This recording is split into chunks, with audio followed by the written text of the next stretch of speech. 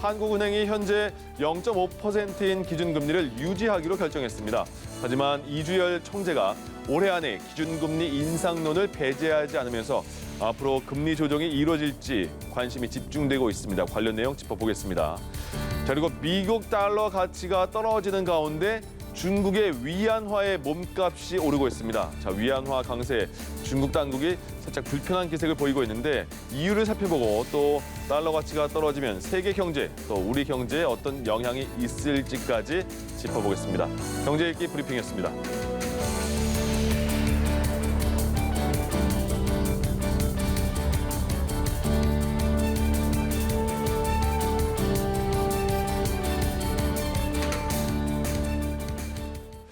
네, 김대호의 경제 읽기로 이어가겠습니다. 김대호 경제학 박사와 함께하겠습니다. 어서 오십시오. 안녕하십니까? 네, 반갑습니다. 예.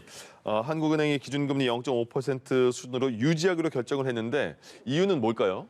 예, 한국은행이 이제 1년째 우리나라의 중앙 기준금리를 0.5%에서 그대로 두기로 결정을 한 것입니다. 네.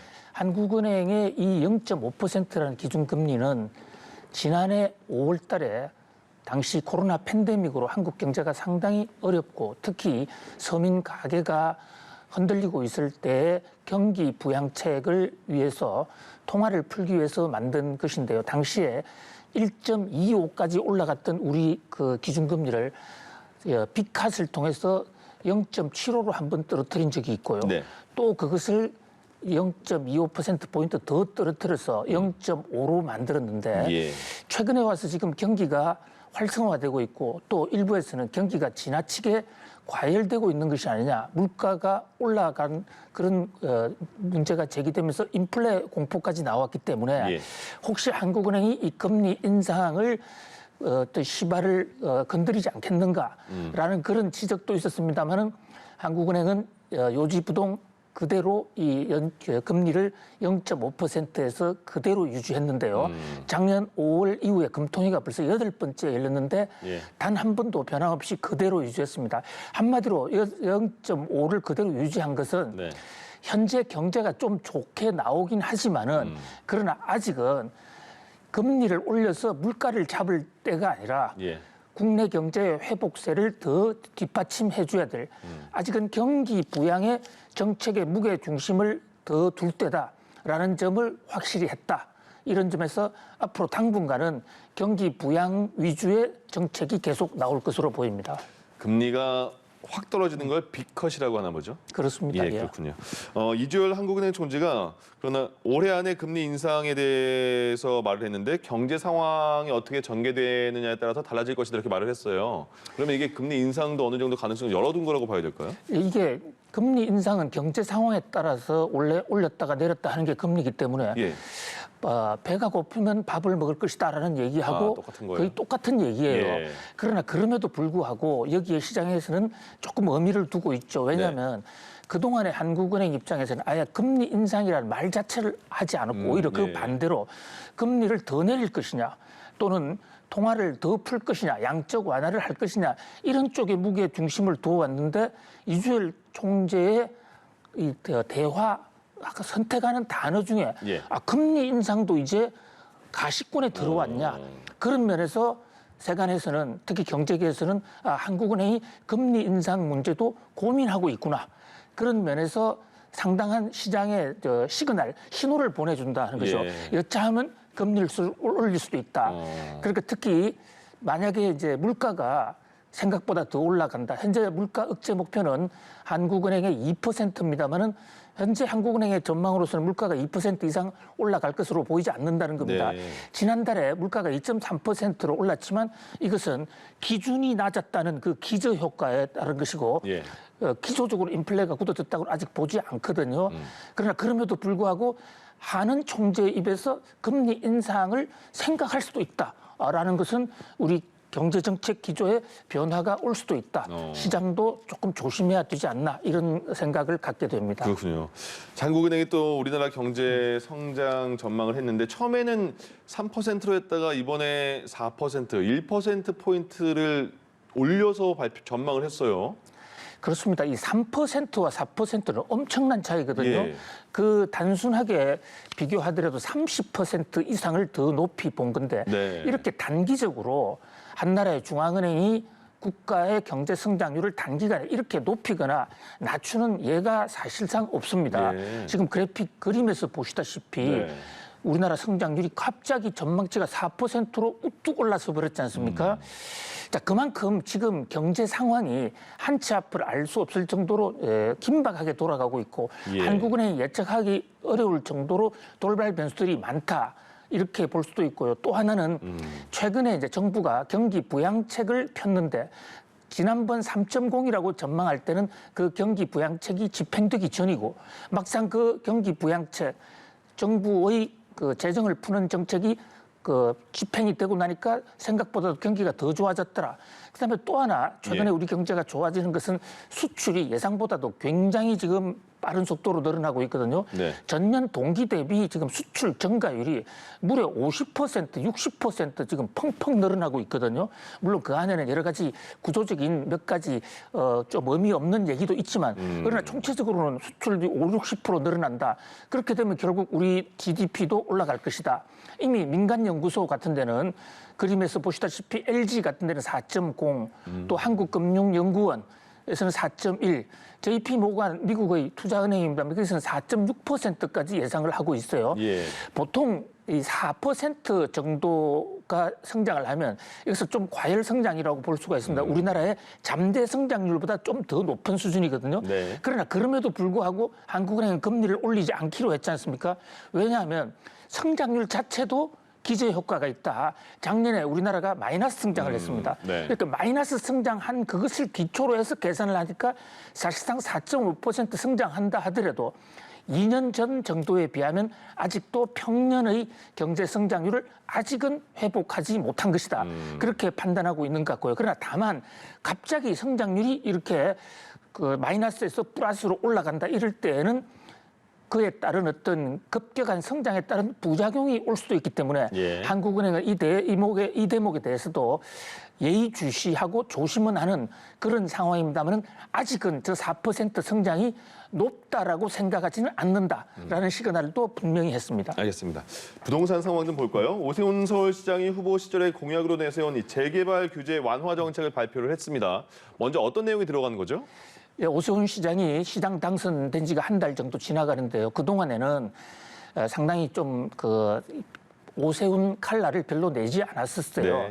네. 취임한 지 얼마 안 돼서 좀 심사숙고하는 그런 모습도 있었고 예. 또 서울시 의회가 야당이 아닌 여당이 완전히 장악하고 있기 때문에 본인 마음대로 어떻게 하기도 어려웠을 것입니다. 그런데 예. 이번에는 재개발에 관해서 과거에 10년 전에 오세훈 시장의 오세훈표 뉴타운을 연상할 수 있을 정도의 재개발에 관한 상당한 규제를 다 풀어버렸거든요. 예. 지금 재개발이라는 것은 재건축하고 달라서 재건축은 그냥 있는 집, 그 집을 집이 낡았다 이러면 그 집을 다시 짓는 것이기 때문에 좀 심플하고 간단합니다. 네. 그런데 재개발이라는 것은 그 동네에 어떤 하수구, 도로 네. 이런 동네 상황 같이 다 문제가 있었을 경우에 집도 다시 짓고 주변 주거 환경도 같이 정비하는 것이 조금 더 복잡한데 네. 지금 우리나라는 서울 중에서도 강북이 좀 더 이 재개발 필요가 더 높은 예. 좀 난개발 상태지 않습니까? 그러다 보니까 이제 이번에 재건축은 일단 그대로 두면서도 강북의 재개발을 겨냥해서 예. 본격적으로 각종 규제를 없애버리겠다. 지금 6대 재개발 규제 완화 정책을 발표했는데요. 공교롭게도 저 6대 재개발 규제, 재개발을 좀 억제하는 그 정책은 박원순 시장이 대부분 만든 겁니다. 네. 그중에도 지금 자막에 나오고 있는 주거 정비 지수제. 예. 저런 것이 가장 대표적인 것인데요. 주거 정비 지수제라는 것이 그림에서 지금 나오고 있죠. 네. 자, 그동안에는 그 박원순 시장 당시에는 주거 정비 지수라 해서 그 동네에 집이 어느 정도 노후됐느냐, 낡았느냐 이것을 퍼센트로 일일이 계산을 하고 또 그 동네 주민들이 몇 퍼센트가 동의하느냐 이런 것을 하나하나 따져서 예. 그것이 충족되어야만 이 재개발 승인을 해줬거든요. 예. 그런데 이제 이것은 사실은 법의 규정은 아니었어요. 법이란 것은 도정법이라 해서 도시환경주거정비법, 그다음에 재건축 재개발에 관한 이런 관련 법이 아니라 서울시의 행정명령이었거든요. 예. 이것을 다 철폐해버린 겁니다. 그러니까 도정법상에 안 된다는 조항만 빼면 네. 이제는 누구든지 재개발을 할 수 있게 됐다. 그러니까 우선 건물의 노후도 같은 거 이런 것은 따지지 아니하고 그 도시 주민들의 도정법상의 주민 찬성제 또는 그 지역의 개발도 노후도 이런 것을 법상 기준만 충족을 하면 재개발을 할 수 있게 예. 그래 6개 규제 그중에 이제 오세훈 시장이 푼 게 총 6대 규제인데요. 네. 이 6대 규제 중에서 이 그 치수 제도를 없앤 것뿐만이 아니라 또 높이 그 제한, 고도 제한. 박은순 시장 때는 일반 주거지역, 2종 주거지역이 원래 법에는 그러니까 우리 그 주택법에는 25층까지 재건축을 할 수 있게 돼 있은 거를 네. 박은순 시장은 7층 이상은 못 한다고 막아놨습니다. 예. 이거 없애버렸어요. 그렇게 예. 되면 7층짜리가 25층까지 올라갈 수 있기 때문에 재개발을 했을 경우에 훨씬 더 많은 공간이 생겨서 예. 돈을 더 많이 벌 수 있게 되겠죠. 그동안 서울의 강북이 재개발이 막혀서 좀 많은 도시 개발이 안 됐다 이런 지적이 있었는데 만약에 오세훈 이 시장의 규제 완화 정책이 그대로 시행이 된다 그러면 예. 강북의 공급이 상당히 빠른 속도로 늘어날 수 있을 것으로 보입니다. 아, 그렇군요. 이 시행이 되면 어떻게 또 공급 대책이 바뀔지 한번 보겠습니다. 자, 이제 좀 이게 달러와 환율 나오면 좀 어려워지는데 미국 달러 가치는 떨어졌는데 중국의 위안화는 몸값이 올랐대요. 왜 그런 걸까요?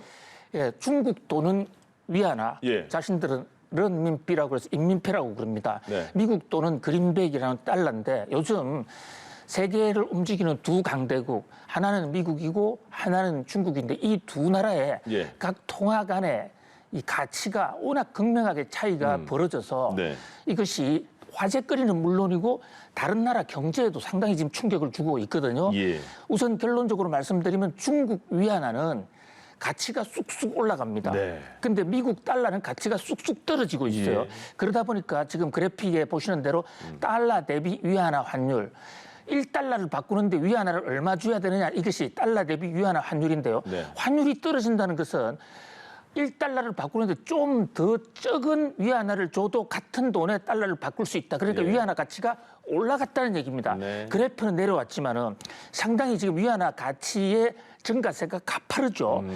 가파른데 자, 왜 이렇게 됐는가? 여러 가지 요인이 있습니다. 첫 번째, 이 코로나 팬데믹 상황하고 좀 관련이 있습니다. 첫 예. 번째로요. 코로나 팬데믹이 사실 중국에서 시작되지 않았습니까? 우한에서 시작됐는데 지금 상황이 어떻게 됐습니까? 지금 중국은 확진자가 거의 없습니다. 네. 이유는 잘 모르겠지만 어쨌든 중국은 빠른 시일 내에 이 코로나 팬데믹 상황에서 벗어났습니다. 그래서 중국의 경제 성장률이 20% 가까이 높아요. 네. 지금 전년 동기 대비 엄청나게 빠른 속도로 올라가고 있거든요. 그런데 비해서 미국은 이제 백신 좀 효과가 나타나고 있고 예. 아직도 이 바이든 대통령의 경기 부양책을 펴고 있는 상황입니다. 그럼 미국은 달러를 더 풀고 있기 때문에 네. 수요 공급의 원칙에 따라서 공급이 많아지면 한마디로 흔해지면 가치는 떨어지는 예. 겁니다. 미국은 달러 공급량을 좀 더 들여서 미국 경제를 살려야 되겠다 이런 데 반해서 중국은 이제 갑자기 너무 경제가 좋아지고 지금 수출도 잘 되고 이래서 좀 정부가 통제해야 되겠다는 입장이에요. 그렇다 보니까 중국 위안화 입장에서는 정부가 위안화를 환수하고 있다. 그렇다 보니까 위안화는 숫자가 줄어드니까 위안화는 강세가 되는 예. 지금 이런 상황으로 몰려가고 있거든요. 네. 그런데 그렇다 보니까 나타나는 현상이 중국에 수출을 하고 있는 우리나라 같은 데는 네. 지금 굉장히 유리해진 거예요. 아까 제가 우리나라가 중국 수출이 폭발적으로 늘어나고 있다는 특히 우리나라의 중국에 대한 수출이 늘어납니다. 중국 위안화 가치가 우리나라 원화 가치보다도 더 빠른 속도로 늘어나니까 우리나라가 중국에 수출을 할 때 우리나라의 경쟁력은 강화되고 중국에서 한국으로 들어오는 상품의 저희 수출 경쟁력은 약화되기 때문에 우리나라가 중국에 대한 무역 수지가 굉장히 좋아지고 있는데 네. 현재 지금 우리나라는 중국에 수출을 가장 많이 하고 있지 않습니까? 어떤 나라보다도. 예. 그러다 보니까 현 상태에서는 한국 경제에는 상당히 좋아지는 측면이 있는데 문제는 저거를 국제 금융시장에서 중국과 한국을 하나의 패키지로 보는 경향이 높고 예. 그래서 한국 원화도 급격하게 우리 가치가 올라갈 가능성이 있어요. 중국 위안화에 연동이 많이 되어 있기 때문에요. 네. 그렇게 되면 우리나라 돈 가치가 올라가면 우리나라 수출에 좀 타격을 받을 수 있다. 이래서 지금 중국 위안화 환율의 하락이 우리 예. 경제에 또 다른 지금 변수로 작용하고 있는 모습입니다. 중국 위안화는 자세히 들어봤고 그러면 미국의 달러 가치가 계속해서 조금씩 더 떨어진다면 어떤 변화는 우리가 있을까요? 그럼 우리 경제에? 예, 미국의 달러 가치를 떨어뜨린다는 것은 이제 미국 입장에서는 돈을 더 풀어서 네. 경기를 부양하겠다 이런 얘기인데 현재 지금 미국은 인플레가 좀 우려되지만 연준이나 이런 데서는 아직은 금리를 인상할 때가 아니다. 그리고 좀 특히 바이든 정부는 돈을 더 풀고 있거든요. 네. 그러면 미국 달러 가치가 떨어지게 되면 우리나라의 미국 수출이 좀 불리하게 됩니다. 지금 우리나라의 전자제품이라든지 많은 제품은 또 중국보다는 훨씬 적지만 미국에도 수출하는데 예. 미국에 가는 제품 수출이 불리한 대신에 미국에서 한국으로 오는 이제 수출 물량은 좀 늘어날 수 있는 그런 변화가 있고요. 또 하나는 우리나라 이제 원화가 달러보다도 원화가 강세가 되면 예. 전 세계의 돈이 특히 미국에 있는 돈이 한국에 주식 투자하러 좀 들어올 수 있는 그런 유인이 될 수가 있어요. 그러나 그렇게 되면 달러 약세가 계속되면 우리나라의 다른 나라 수출이 줄어들기 때문에 그 대목도 반드시 좋은 측면만이 아니라 이렇게 플러스적인 요인과 마이너스적인 요인이 동시에 지금 중첩이 되고 있습니다. 네, 알겠습니다. 김대호의 경제읽기 김대호 경제학 박사와 함께했습니다. 고맙습니다. 고맙습니다. 예.